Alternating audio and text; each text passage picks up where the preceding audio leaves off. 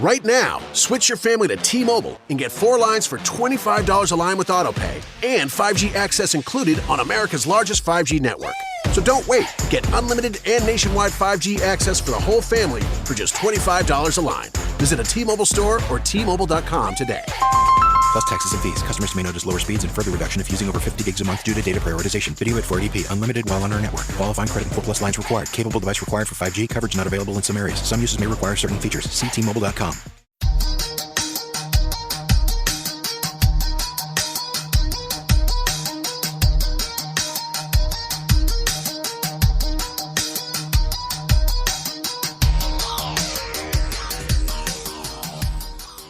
What's going on, folks? Thanks for hitting that download button and checking out a brand new episode of Toys and Tech of the Trade, your one-stop shop for toys, tech, and talk with some assembly required. I'm your host, Rich Butler, and if this is your first time checking out an episode, first of all, welcome. Second of all, a bit of background on what we do here.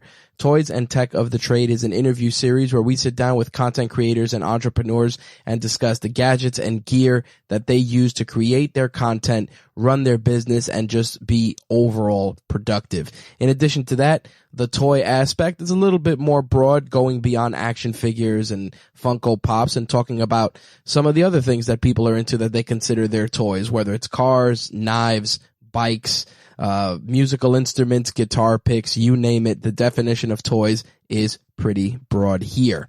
This week's episode is going to be a little different than the usual episodes. I was inspired to do a Q&A episode by a friend of mine who's been doing podcasts for a while. And given that we talk about so many different aspects from entrepreneurship, different tools, different gadgets, different software, and toys as well, I figured we'd do a Q&A episode, and I want to try and do more of those, just talking about some of the different things that we cover on air. Sometimes it's going to be strictly gadgets and gear. Sometimes it's going to be software. Sometimes it's going to be toys. Sometimes it's going to be about the brand itself, the show. It's going to vary from episode to episode, but I reached out to our audience, some of the colleagues that we have here on the RageWorks network, and asked them what kind of questions they have that I can answer for them on a Q&A, and we got a lot of different responses, plus a couple of emails came through, partly on the heels of the whole Gary Vee thing, and those people had questions. So we're going to get into the questions right after this break, and we'll see what people have to ask, and I will do my best to answer them. So let's get to it. All right, let's get the Q&A rolling, and we're going to start with some questions that we got from some of our other hosts on the RageWorks network that they wanted me to answer. So I will get right to it and get the ball rolling with Tony, who hosts Call Me When It's Over, which you can find on the RageWorks network, and new episodes for that podcast are released every Saturday. His question was, do you think that the Funko Pop bubble will burst soon? You know, it's interesting. As somebody who's been collecting Pops for a long time, my collection is well into the hundreds at this point, and I've been downsizing quite a bit because a lot of stuff was impulse buys and a lot of stuff was just stuff I held on to that I was trading or selling, etc. The thing was, as Funko and the popularity of Pops really started to take off, I would look at it in the same vein as Beanie Babies. As many of you know, Ty did the whole Beanie Baby thing back in the 90s and 2000s, and it got real popular, and there were bears and different plush animals that were worth hundreds upon hundreds of dollars. The bubble burst, and everybody's just stuck with a bunch of beanie stuffed animals all over their house. Some people's collections are in the hundreds with those as well, including some big ticket ones. Funko is a little different because initially when Funko was just doing Pops, I said to myself, eventually they're going to run out of IPs, they're going to run out of properties, or people are just going to get sick of them. But considering that the average Pop is between $10 and $15 a piece, it's a very low barrier of entry, and Funko as a company has been diversifying quite a bit. It's not just Pops anymore. They're doing mugs, pencil toppers, t-shirts. They have also some ancillary brands that are doing different things, Loungefly, the reaction figures. So for them, if they were only relegated to Pops, I would say that the bubble was definitely going to burst sooner rather than later. But given that they're so diverse and they're also improving their sculpts, I think that there's going to be at least another couple of years of Funko Pops in the mainstream. And I wouldn't be shocked if at one point they'll start tapering off and just start focusing on some of their other brands like Loungefly and some of the others as the shift in terms of what people are collecting changes towards something else. But what the hell do I know? But I personally can say I've been buying a lot less and I've been downsizing quite a bit. Another one of our hosts sent a question, and that is our very own Jay Santee. This one's a gaming question, and he said, what is the most anticipated gaming console on the horizon? You know, with E3 behind us at this point, it's a very interesting question that can go in a couple of different directions, and there's really no right answer. And the reason I say this is because, as many of us know, PlayStation definitely has a PlayStation 5 on the horizon, and it's been talked about quite a bit. And Microsoft is trying to make a very, very strong showing as well with their brand new Xbox Scarlet hardware, which we'll be seeing next year. But the thing about it is that as of right now, if we look at all three companies, Sony, Nintendo, and Microsoft, each one of them fulfill a particular niche. And I think that when people wanted to get a complete entertainment experience, Microsoft was really the console to focus on, because you'd be able to watch Blu-rays, watch 4K in the case of the new Xbox systems, stream your content, play some of the latest and greatest games, have a really good community with Xbox Live. But obviously that changed quite a bit with Sony not only delivering a slew of amazing AAA titles, but just focusing on what brought them to the dance in the first place, and that was really good games. Microsoft, with their whole catch-all home theater experience console, it was met with mixed responses by many people. I personally own both consoles, and each one fulfills a particular need. I still like the Xbox Live system and the community and just being able to plug and play. So I play a lot of my first-person shooters on that system. Some of the single-player games are being played on that system, and even some multiplayer stuff. My PlayStation is primarily my fighting game console, although I have branched out into some other console exclusives, God of War, Drake, etc. But Nintendo's really the company that has stepped it up quite a bit. They came out with the Switch and created this wonderful console that has a mix of classic nostalgia games, but also really awesome new IPs that are debuting on the system and giving gamers just a breath of fresh air in terms of a mobile experience. So in terms of what to be, what I feel I'm anticipating, or what's the most anticipated console, on paper, I gotta say the PlayStation, especially fresh off the heels of PlayStation 4's victory in the console wars thus far. I think that's the most anticipated console, especially because of all the AAA titles that they bring to the table. Now, personally, for me, the most anticipated console is Xbox's offering, because not only are they offering backwards compatibility, but they're also offering backwards compatibility for a lot of the accessories that the Xbox One S and the Xbox One X currently use. So I definitely feel that Microsoft's trying to keep those other, a lot of other people that have been invested in the Microsoft platform happy by giving us the backwards compatibility. For me, it's a big deal because I still like to play some of my older stuff, and I hate having, 3, 4, 5 consoles just to be able to play certain older things that I'm either playing for the hell of it or that I'm still chipping away at in a backlog of games. So on paper, like I said, PlayStation 5, but personally, it's going to be the Xbox One Scarlet or whatever they're going to call it. So that's where I stand with that.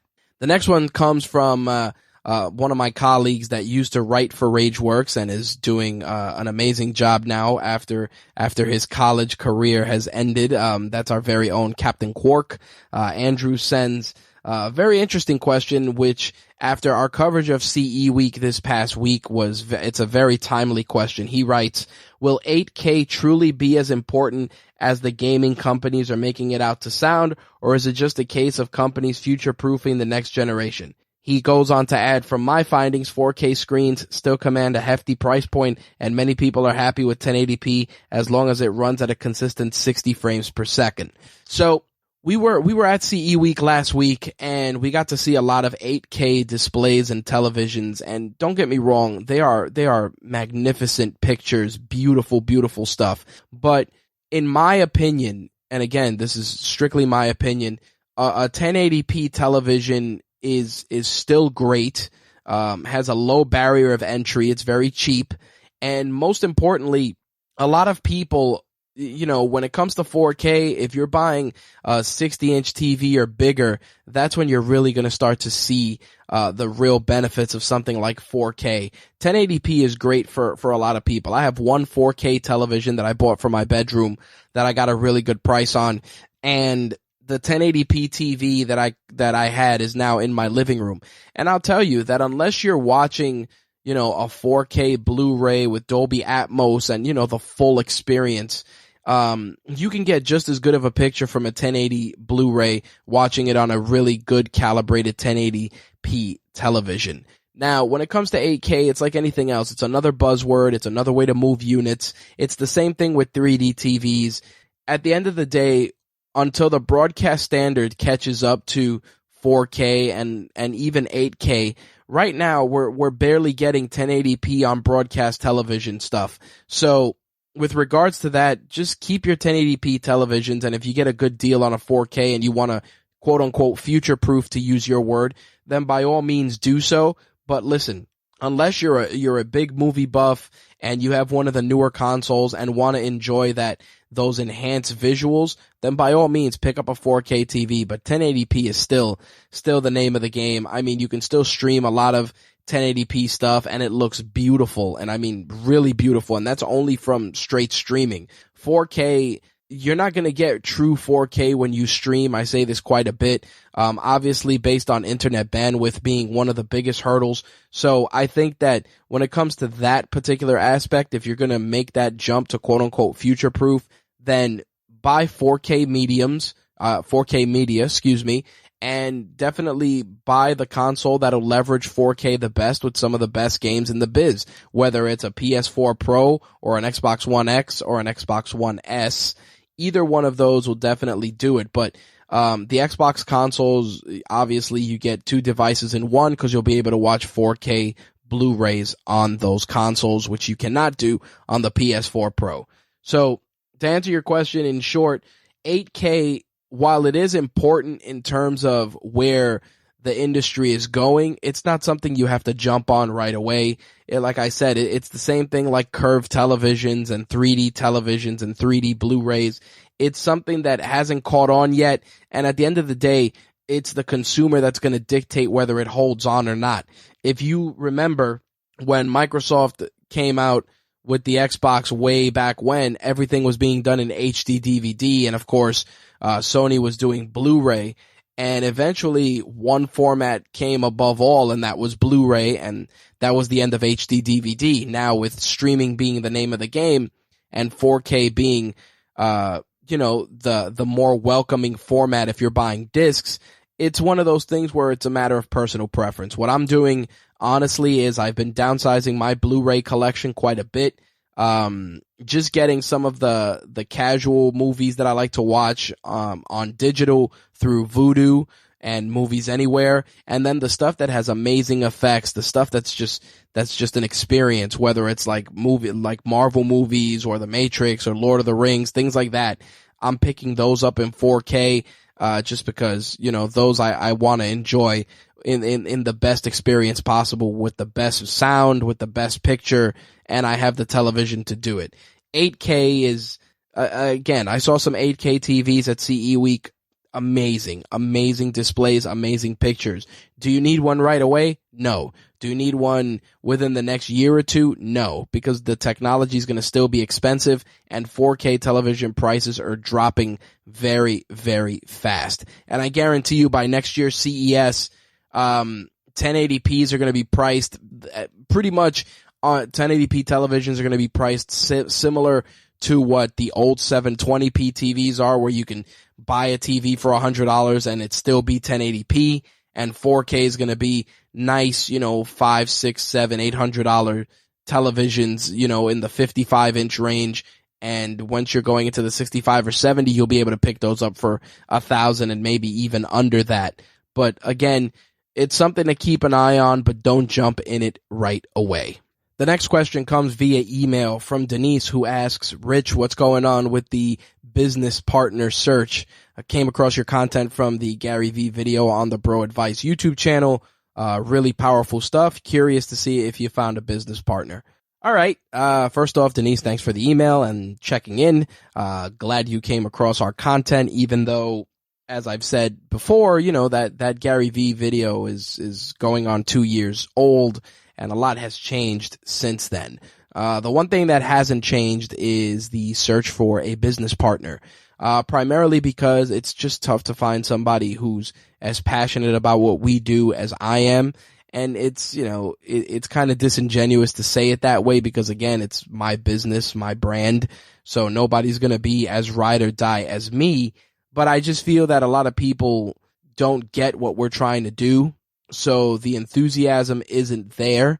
They just figure, okay, we'll toss a little money in, and when it blows up, we take our chips, cash out, and keep it moving. And I think that partly that's because a lot of people just don't share those same interests. And I think that what I'm going to have to end up doing is really going within my circle of friends and colleagues and seeing who really wants to buy in and wants to be involved with the brand in a larger capacity. There are some really good people out there who I'm friends with that I think would just be tremendous assets.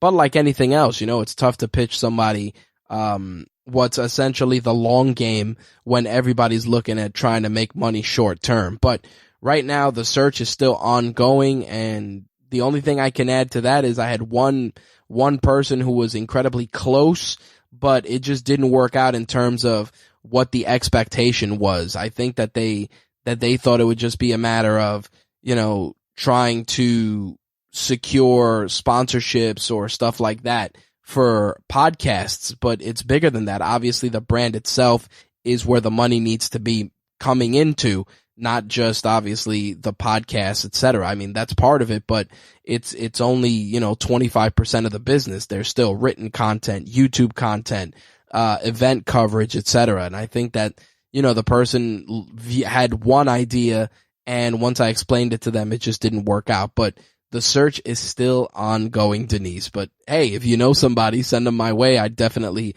would welcome a conversation. Next one comes from Rob. Hey, what's going on with the YouTube channel? Things have been a bit quiet. No new videos? ? All right. So the YouTube channel has been quiet just because I've been trying to really figure out what I want to do with the channel. And the reason I say this is because the channel is an extension of the website, and as such, there's gaming stuff, there's podcasts, etc. on there. And while some people like being able to listen to some of these episodes, in their office via YouTube because it's the only thing they have access to, other people just feel that it's disjointed. Other people want me to just focus on the tech aspect. Other people want me to just focus on the toys aspect. It's tough, because RageWorks, if you're not aware, is an acronym, and it's the acronym stands for Rants About Gaming, Entertainment, and the Works. And obviously the gaming is covered courtesy of our very own Slick. The entertainment is covered by myself and the other hosts on the network and Slick as well. And of course the Works is everything else, toys, comics, etc. And I think that we have a pretty good handle on that stuff. As I've said before, we've downsized our content quite a bit. No more wrestling, no more MMA. Wrestling is handled by Jay on Turnbuckle Tabloid, but MMA and everything else that I used to focus on heavily just didn't fit with the brand and where we were going. So in terms of videos, I still put Toys and Tech of the Trade episodes on there, and I'm going to try and put more event stuff on there. Like I'm just trying to figure it out, trying to figure out where I want to take everything. I came across a YouTube channel recently called The Everything Man. The guy who runs the channel, Tem, is he hits it right on the head, man. The Everything Man.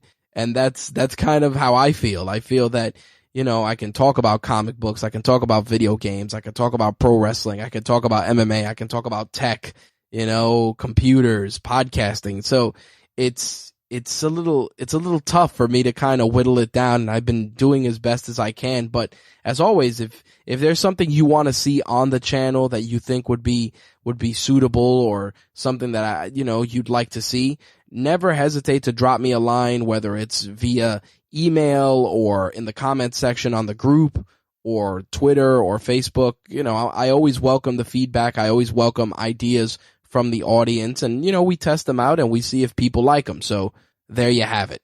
I think we're going to do 3 more questions, and then we'll save the rest for another Q&A. The next one: what happened with you and New York Comic Con?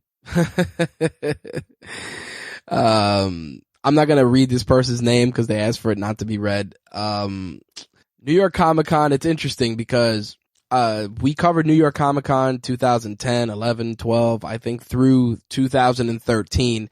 And then there was a change in how they credentialed brands and media. And needless to say, we just didn't meet the criteria for whatever reason. And they never really gave us any specifics. Now, some colleagues in the industry have told me that it's based on the metrics. Others are saying it's based on other things. But the way I see it is, I think that what happened was, during that time, a lot of people took advantage, getting badges and things for other people that weren't doing any content or doing any coverage. And as a result of that, a lot of brands either lost out or, the content wasn't something that the people at New York Comic Con were happy with. And as a result, they changed the rules. Now, me personally, I'm not going to throw anybody under the bus, but I saw a lot of that. I saw a lot of people that, got a press pass for 4 days, and they would go 2 days, and then they'd give the badge to someone else who would just wander the show floor and hang out and buy stuff and just basically be a customer.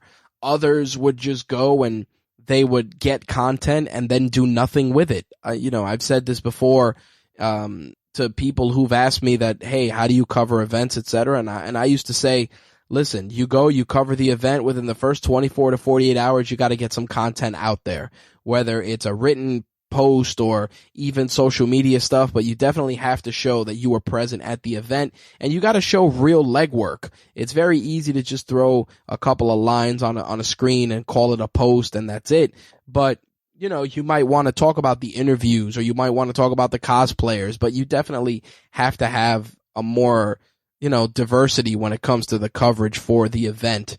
Now, obviously I can go to New York Comic Con and buy a ticket, but I'm trying to downsize and not buy more stuff. Like, I have a studio full of pops and toys and statues and everything else. So if I'm going to go to New York Comic Con, I want to go to work. I'm being honest. That's what I want to do. I want to go and take photos of cosplayers and meet the creators and talk to some of my favorite artists and share all of that with you guys, whether it's on this show or another podcast or even on the site itself. That's what I want to do. If I wanted to go and buy more pops and statues, etc., I could do that on my own time. But if I'm going to cover an event, I want to give you guys 110% when it comes to that coverage, like we do for Toy Fair. Would I reapply and go back? Sure. I think that, ever since my daughter was born, I'm looking at event coverage a little differently, especially because I want to know if attending this event is going to, number one, bring value to the brand, and number two, is it going to be worth the expense? And that's definitely a big part of it. And honestly, on my bucket list is San Diego and E3. So if I can go and cover one of those, I would do that over New York Comic Con in a heartbeat. But you never know. I might wake up on the wrong side of the bed in August or September and try and apply and see what happens. But for now, that's the short version of my tale of woe with New York Comic Con. So there you have it. What happened to the variant issue? Oh man. This one comes from Sam. I don't think it's the Sam that I know, but in any case, the variant issue was the comic podcast that was hosted by myself and Jimbo Slice. And what happened was that, Jimbo didn't want to sit there and do a podcast complaining about the same stuff, or, just not without the same level of enthusiasm that we always had. And I respect that. I get it. When I did MTR which is My Take Radio for those of you that aren't aware.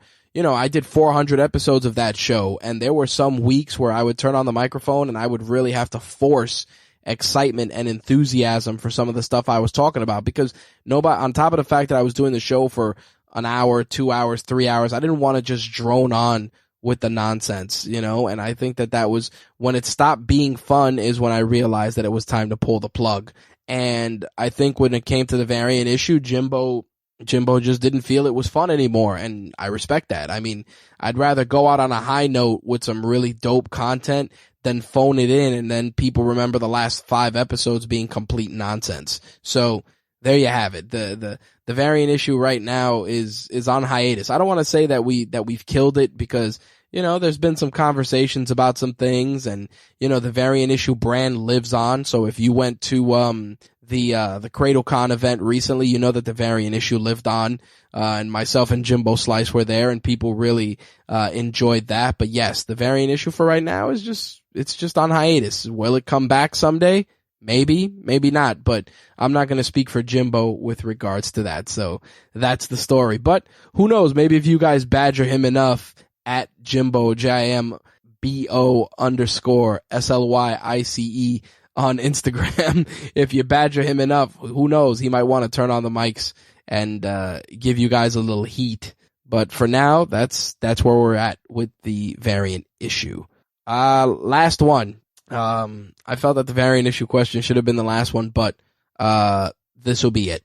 What else are you collecting besides Funko Pops? And that comes from Brian. I don't know if it's my buddy Brian, but I'll answer this quick and easy.